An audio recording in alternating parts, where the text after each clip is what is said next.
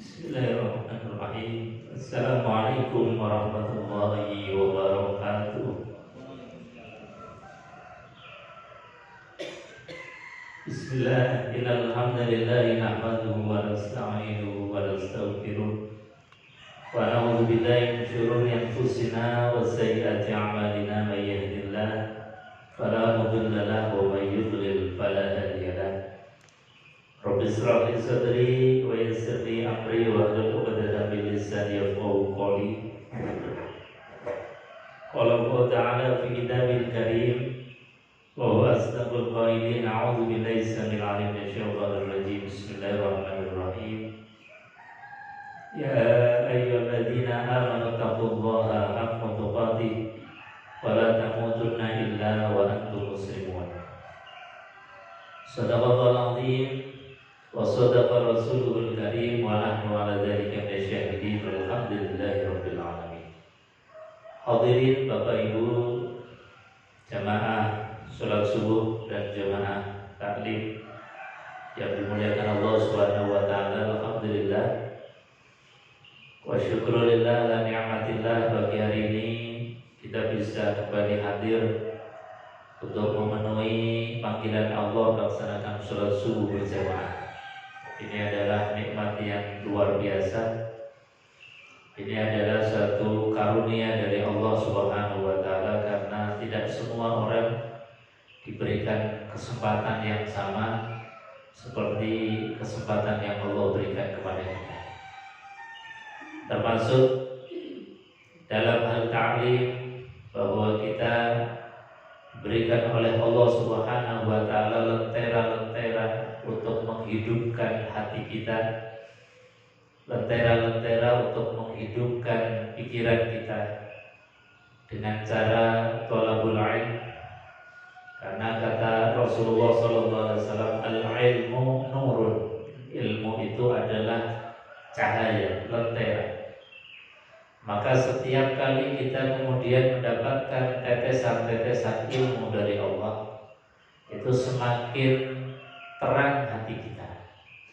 Semakin banyak tetesan-tetesan ilmu yang Allah berikan melalui apa saja, itu akan menjadikan pikiran kita menjadi jembar, menjadi luas. Sehingga apa?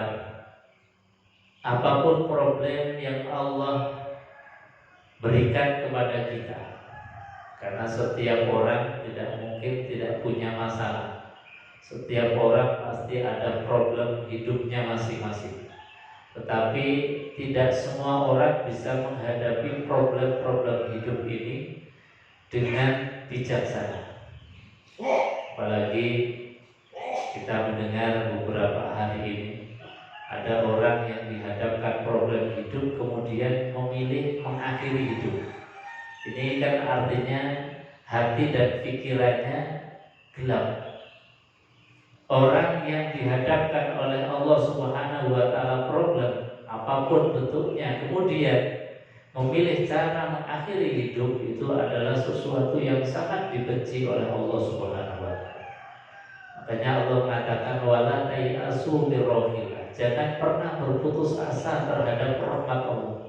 Meskipun mungkin kita berlinang dengan dosa, yang dosa itu disifati baginda Rasulullah SAW bagaikan buih yang ada di lautan, bagaikan pasir yang ada di pesisir pantai. Tapi manakala kita masih punya harapan rahmatnya Allah Subhanahu wa taala, kata Rasulullah, la saghair ma'al istimrar wala kabair ma'al istighfar.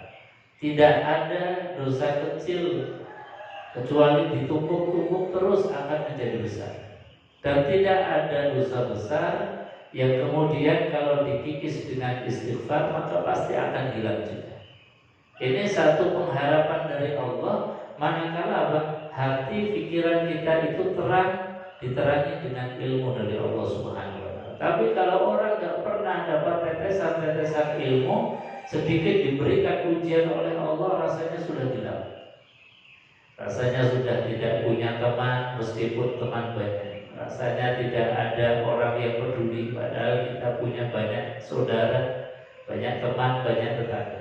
Nah, ini bedanya orang yang mendapatkan tetesan ilmu dari Allah, hati akan menjadi terang, hati akan menjadi luas.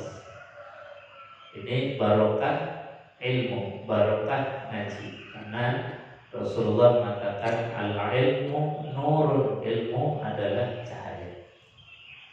Bapak Ibu hadirin jamaah yang dimuliakan Allah Subhanahu wa taala. Kita lanjutkan kajian tafsir Al-Qur'anul Karim. Di pertemuan terakhir kita membahas tentang karakteristik munafik. Ini yang Allah beritahukan kepada kita agar kita waspada. Munafik itu orang yang dalam lisannya mengatakan iman, tetapi ternyata imannya itu dianulir oleh Allah Subhanahu wa taala, dibatalkan, ditolak oleh Allah. Maka jangan sampai kemudian kita masuk dalam kelompok yang seperti ini. Ngaku iman, tapi gak ada bukti konkret di dalam kehidupan kita sehari-hari. Mengaku iman beribu kali, tetapi ternyata iman kita dianulir oleh Allah. Nah, jangan sampai. Makanya supaya pengakuan dan antara keyakinan pengakuan harus ada bukti kita dalam keseharian. Bapak Ibu hadirin jamaah yang dimuliakan Allah Subhanahu wa taala. Lalu sebabnya apa? Orang itu terjangkiti penyakit yang namanya munafik. Sebab orang di dalam hatinya ada sifat munafik, itu kata Allah Subhanahu wa taala, karena fi qulubihim maradun fazadahumullahu marad. Karena di dalam hatinya ini ada marad, penyakit. Nah, ini sumbernya. Sumber orang itu terjangkiti sifat munafik karena hatinya tidak bersih. Makanya persoalan tazkiyatun nafs, penyucian jiwa, kata Al-Imam Al-Ghazali, itu harus beriringan dengan ibadah kita. Kalau ibadah kita sergap tapi tidak ada tazkiyatun nafs, tidak ada pencucian jiwanya, bagaimana kita betul-betul mengikhlaskan di dalam setiap perkara kita, tidak ada sesuatu yang kita harapkan kecuali ridho Allah. Jadi terus menerus hatinya itu dibersihkan, orientasi hidupnya itu jangan pernah ada kecuali orientasinya adalah ridho Allah, cari ridhonya Allah Subhanahu wa taala. Jadi karena kita ibadah tiap hari, pencuciannya pun menjadi harus tiap hari, tiap saat. Makanya Quran mengatakan bahwasanya wa ma umiru illa liya'budullah mukhlishina lahuddin. Wa ma umiru, dan tidaklah aku perintahkan kepada kalian illa kecuali liya'budullah, untuk menyembah kepada Allah, beribadah kepada Allah, mukhlishina, dengan ikhlas. Makanya harus terus menerus. Ikhlas itu harus dijaga. Ikhlas itu harus senantiasa dikawal. Jangan pernah kemudian kita awalnya ikhlas, tapi gara-gara karena berbagai macam hal, mungkin kita mau ke masjid, ke pedok, ketemu dengan tetangga, dengan teman, orientasinya jadi berubah. Maka ikhlas ini harus kita jaga. Ikhlas itu yang bagaimana? Kata Al-Imam An-Nawawi di dalam kitab Al-Azkarun Nawawiyah. Karena ikhlas ini sifatnya kan abstrak, maka kita harus cari titik-titik kira-kira yang mendekati makna ikhlas yang benar itu seperti apa. Kita bisa mengukurnya untuk ikhlasnya kita dari berbagai macam hal ibadah kita. Kata beliau, al-ikhlas huwal istiqomah. Di antara cirinya ikhlas itu adalah istiqomah. Ketika dipuji ya tidak menjadi bangga hati, ketika dicela juga tidak menjadikan surut kita di dalam ibadah. Jadi istiqomah, rutin Ini yang harus dibangun, bukan sifatnya itu dandannya kadang pas lagi sergap ya sergap, pas lagi datang malesnya juga belas gak ke masjid. Nah, ini namanya belum ikhlas di dalam pandangan kita di hadapan Allah Subhanahu wa taala. Ikhlas itu membangun orientasi istiqomah dalam keadaan apapun. Nah, ini istiqomah yang harus kita bangun. Istiqomah apakah harus rutin terus sholat duha? Ya sholat duha terus, sholat tahajud terus. Kemudian sholat sunnah terus, puasa terus. Kalau yang model seperti ini barangkali istiqomah yang dalam definisi yang berat. Makanya ada makna istiqomah yang dalam definisi yang agak ringan. Misalnya yang disebutkan di dalam kitab Risalatul Kusyairiyah, Imam Kusyairi mengatakan bahwasanya di antara makna ikhlas, di antara makna istiqomah, asal kita dalam rule ibadah kepada Allah Subhanahu wa taala mencari ridho Allah, meskipun bentuk ibadahnya itu beda-beda. Kadang-kadang pas lagi sergap tahajud. Kalau pas lagi mungkin capek, kuatkan duhanya. Duhanya kurang karena banyak kerjaan, kuatkan sodakohnya. Sodakohnya mungkin pas lagi kurang, mungkin kuatkan dalam hal apa. Asal dalam koridor ketaatan kepada Allah Subhanahu wa taala, kata Al-Imam Al-Kusyairi, itu sudah masuk dalam ranah istiqomah. Jadi istiqomah asal tadi sholatnya itu dijaga yang 5 waktu, yang sunnah bisa kita ganti-ganti. Pas lagi sergap lagi tahajud. Kalau pas lagi tahajud kok lagi capek, ganti sholat duhanya dikencengin. Sholat duha pas lagi banyak kerjaan diganti yang dikencengin apanya. Ini masih dalam koridor huwal istiqomah. Itu termasuk hal yang masih istiqomah. Dan istiqomah itu bagian dari ikhlas. Artinya ikhlas itu ibadah kepada Allah, bentuknya apa saja taat kepada Allah Subhanahu wa taala. Asal hal-hal yang prinsip seperti sholat 5 waktu dijaga, kemudian jamaah dijaga. Insyaallah itu sudah masuk bagian istiqomah. Ini ikhlas yang ada di dalam hati kita yang harus dijaga supaya apa? Supaya hati tidak ada maradun, penyakit. Karena kalau hati sudah berpenyakit, ini menjadi macam-macam hal. Seperti misalnya orang-orang Yahudi Nasrani zaman dulu terhadap kenabian dan kerasulan baginda Rasulullah SAW. Mereka itu sebetulnya tahu, faham kalau Muhammad itu Khatamul Anbiya, sebagai penutup para nabi. Karena apa? Karena di dalam kitab-kitab terdahulu itu sudah dijelaskan tentang karakter sifatnya Rasulullah SAW itu yang begitu mulia dan plek persis di dalam sifatnya Nabi Muhammad SAW.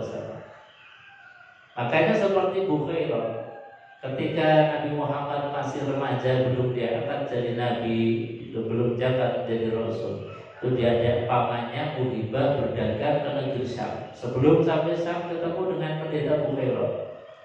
Bukhairah itu melihat fisiknya Nabi SAW ini kok anak gak seperti anak kebanyakan. Wajahnya sudah auranya luar biasa. Ketika datang, ketika jalan di tempat yang terik panas, tidak mengalami kepanasan. Karena apa? Dinaungi terus oleh awan. Jadi di antara irhasul linubuwah, ciri-ciri kenabian, Nabi Muhammad SAW kecil itu gak pernah kepanasan. Karena apa? Dilindungi terus oleh awan. Bahkan ketika beliau nyium di pohon, yang pohonnya konon ini masih ada di daerah Syria, itu ketika Nabi Muhammad SAW itu nyium, itu senantiasa di mana Rasulullah ada, di situ kemudian nyium. Sehingga Nabi SAW dalam kitab Barakil Ubudiyah itu tidak ada bayang-bayangnya, karena cahaya panasannya aja nggak pernah menimpa Rasulullah, maka Rasulullah pun tidak punya bayang-bayang. Nah, dijelaskan oleh para ulama, kenapa nggak punya bayang-bayang Rasulullah? Karena apa? Karena Allah nggak ingin Rasulullah SAW itu diinjak-injak, meskipun hanya bayangannya.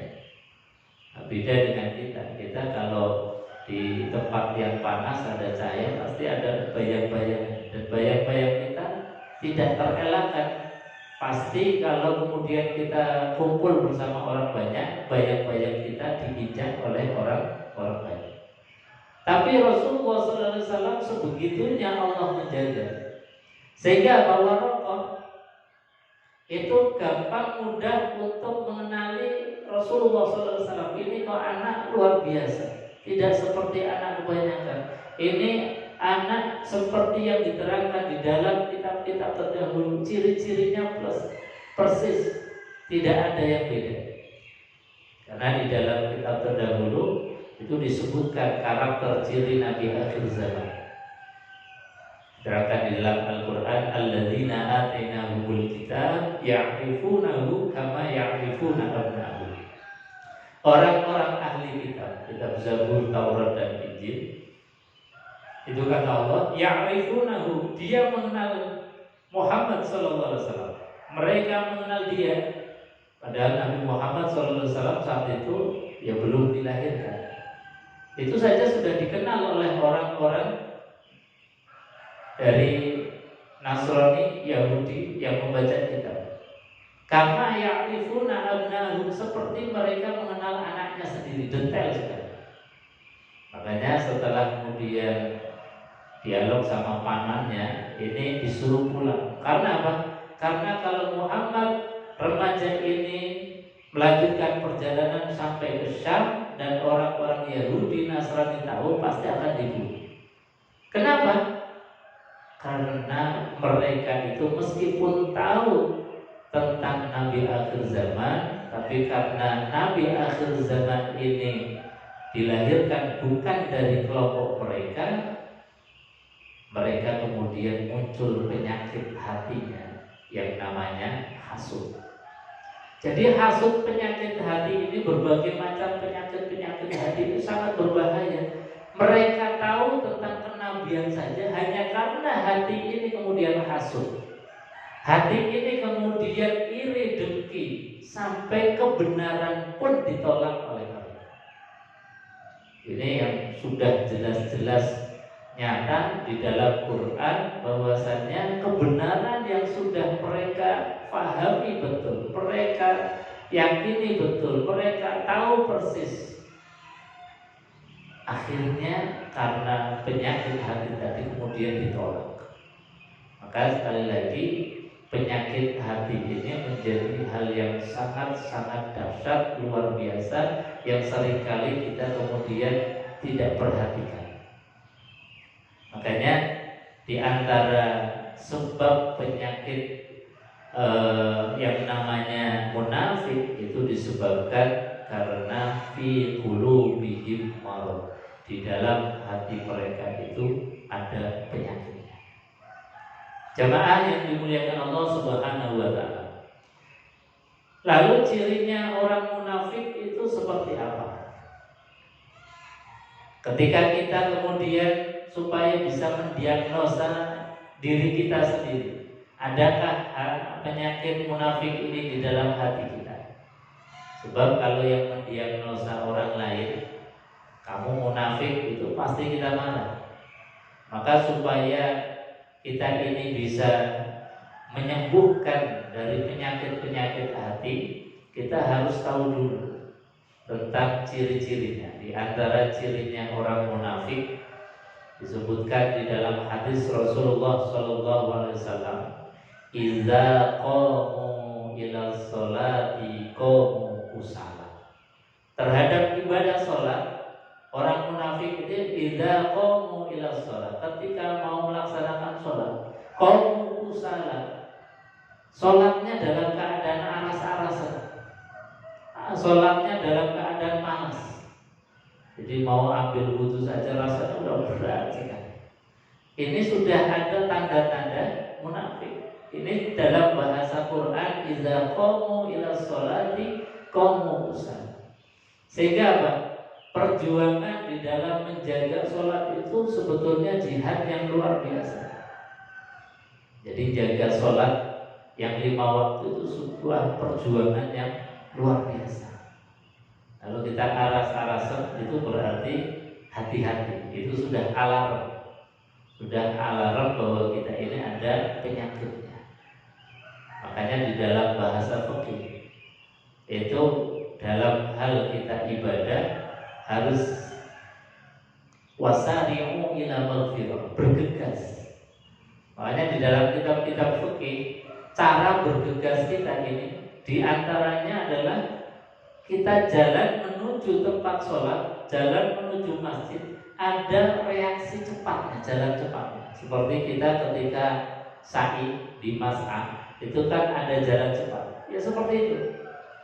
Jadi ulama-ulama kita di dalam kitab fikih dalam hal supaya kita tidak masuk dalam kelompok idza qamu ila sholati qamu kusala, maka ada cara supaya kita memperlihatkan untuk bergegas. Makanya dalam hal apapun itu Allah suruh untuk bergegas. Wasari'u ila maghfiratin mir rabbikum wa jannah. Bergegaslah di dalam meraih ampunan Allah dan meraih surganya Allah Subhanahu wa taala. Jangan santai-santai, harus bergegas. Karena apa? Kalau santai khawatir masuk dalam kelompok idza qamu ila sholati qamu kusala. Ini yang pertama. Jadi kita diagnosa dulu, kira-kira kita masuk ya. Dalam hal hadis Rasulullah SAW, Rasulullah SAW mengingatkan kepada kita, asqalul munafik, berat-beratnya orang munafik. Orang munafik itu sangat berat kata Rasulullah terhadap 2 hal, yaitu ala sholatil isya wa sholatis subuh. Dalam ayatnya dalam hadis yang lain ala sholatil asr wa sholatis subuh. Jadi orang munafik itu kalau sholat isya dan sholat subuh itu rasanya berat. Dalam hadis yang lain antara sholat asar dan sholat subuh itu berat. Jadi dalam keseharian misalnya sholat asar kita masih di perjalanan, apalagi kita pulang dari kerja sudah jalannya macet, jalan sekarang macetnya di mana-mana, mau sholat turun rasanya nanggung, nanti di rumah saja. Sampai di rumah sudah capean, kemudian lupa dan melaksanakan sholat. Nanti subuhnya juga sama, kerja saking capeknya, kemudian tidur sampai kesiangan. Ini dalam hal sholat diingatkan oleh Rasulullah. Orang munafik terhadap sholat isya dan sholat subuh itu luar biasa. Makanya Rasulullah SAW ngasih iming-iming terus, ngasih motivasi. Kata baginda Rasulullah SAW, man sholal isya wa subha jama'atan faka'annama ahyal lail kullu. Barang siapa yang sholat isya dan sholat subuhnya itu berjamaah, faka'annama ahyal lail, maka seakan-akan dia qiyamul lail semalam suntuk. Ini Rasulullah dalam ngasih motivasi sampai diskon besar-besaran. Jadi orang yang sholat isya, sholat subuhnya berjamaah itu sudah dikategorikan atau diberikan pahala seperti pahalanya orang yang qiyamul lail semalam suntuk. Padahal kita qiyamul lail semalam suntuk rasanya mungkin belum pernah sama sekali. Pernah Pak semalam suntuk qiyamul lail? Kadang-kadang kita terawih saja milih yang cepat. Padahal Allah Subhanahu wa taala dalam masalah qiyamul lail itu juga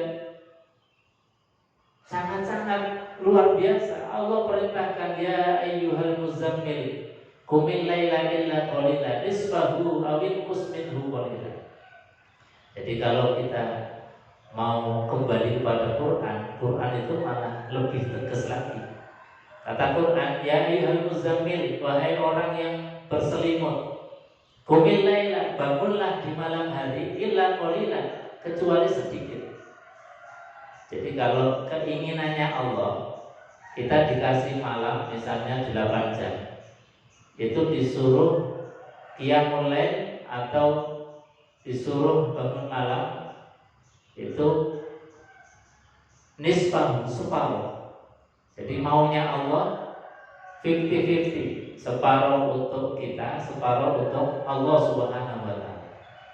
Ini bisa dilihat di surat Al-Muzammil, ya ayyuhal muzammil qumil laila illa qalila, bangunlah di malam hari illa qalila, kecuali sedikit saja yang kamu untuk istirahat. Sedikit itu yang bagaimana? Nisfahu, separuh. Jadi 50-50 lah, separuh untuk Allah, separuh untuk kita. Ini saja rasanya masih berat. 2 rakaat qiyamul lail saja sudah top banget kalau bisa istiqomah. Padahal Qur'annya mengatakan 50-50. Kamu umur ya tak kasih, nikmat ya tak kasih, gak ada kurangnya. Waktu ya tak kasih. Kenapa 50-50 saja gak sanggup kata Allah? Maka saking welasnya baginda Rasulullah Shallallahu Alaihi Wasallam, Rasulullah yang punya sifat harisun alaikum bil mu'minina raufur rahim, lemah lembut kasih sayang kepada kita, sampai menggelar diskon yang besar-besaran. Karena kita tahu bahwasanya kita ini orangnya lemah dan banyak malesnya. Kata Rasulullah, ya sudah, kalau gak bisa qiyamul lail 50-50, maka cukup menjaga sholat isya dan sholat subuhnya berjamaah. Ini saja masih banyak yang kenyang. Sholat di rumah saja, sholat bahkan diundur-undur. Ini bagian dari apa yang diisyaratkan oleh baginda Rasulullah SAW. Kalau kita tidak menjaga sholat isya dan sholat subuh, artinya apa? Dalam hati kita ada sifat kemunafikan. Ini yang harus kita hati-hati. Bapak Ibu hadirin jamaah yang dimuliakan Allah Subhanahu wa taala. Jadi sebab kemunafikan tadi adalah adanya penyakit di dalam hati kita. Penyakit hati itu macam-macam. Ada hasud, ini yang sangat berbahaya. Seperti tadi orang-orang Yahudi Nasrani bukannya tidak tahu Nabi Muhammad sebagai khatamul anbiya, tetapi karena penyakit hasud kemudian kebaikan mereka hilang. Makanya Rasulullah SAW itu mengatakan di antara bahayanya penyakit hasud itu al-hasud, penyakit hasud itu bagaikan kayu bakar, bagaikan api yang melahap kayu bakar. Tidak akan tersisa sama sekali kecuali abu hitam daripada kayu bakar. Sama persis. Ketika seseorang itu terjangkit penyakit hasud, meskipun banyak amalnya akan menjadi terbakar, hangus semuanya, tidak ada sisa sama sekali. Termasuk juga penyakit hati adalah ar-riya. Riya orientasinya adalah orientasi dunia, ingin dipuji oleh makhluk, ingin dipuji oleh orang lain. Ini juga sama bahayanya. Kita sholat si sholat, kita zakat si zakat, sodako si sodako, tapi orientasinya bukan lillahi ta'ala, tetapi linnas, karena manusia. Ini juga akan seperti api yang membakar kayu bakar, tidak ada bekasnya sama sekali. Makanya dalam hal ini Imam Al-Ghazali tadi mengatakan bahwasanya di antara pentingnya ibadah adalah bersamaan dengan ibadah kita harus terus-menerus tazkiyatun nafs, membersihkan jiwa ini dari penyakit-penyakit hati.